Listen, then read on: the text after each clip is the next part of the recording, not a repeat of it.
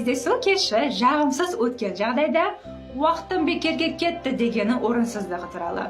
Себебі шынымен кейбір кездесулерде біз шын досты арттыратын, немесе өлдім дегенде өзіміз туралы талай ақпаратты үйренетін боламыз. Ары қарай барлық кездесуге шыққан адамдарға бірдей ұнау немесе ұнату ол өтірік.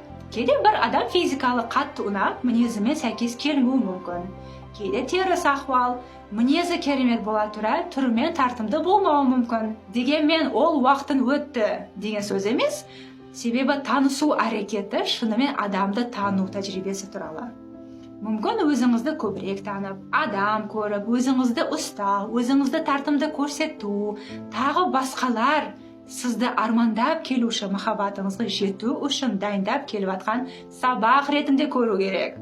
Яғни, идеалды адамыңызды кездесуден бұрын, сіз өзіңізге шексіз сенім артырып, жасалған мүмкін басқалармен өзіңіздің қателіктеріңіздің үстінде анализ қылу арқылы дамып келетін боласыз. Ары қарай адам табиғатында естен шығармай, өзімізде бұрын жіберген қателіктер, тәжірибемізді еске түсіріп, басқа адамның кездесу кешінде жасап қойған майда қателіктеріне кешірімділікпен жауап қылып, қатты бақыламауға тырысыңыз. Ал алдын ала кешке ащы мінезбен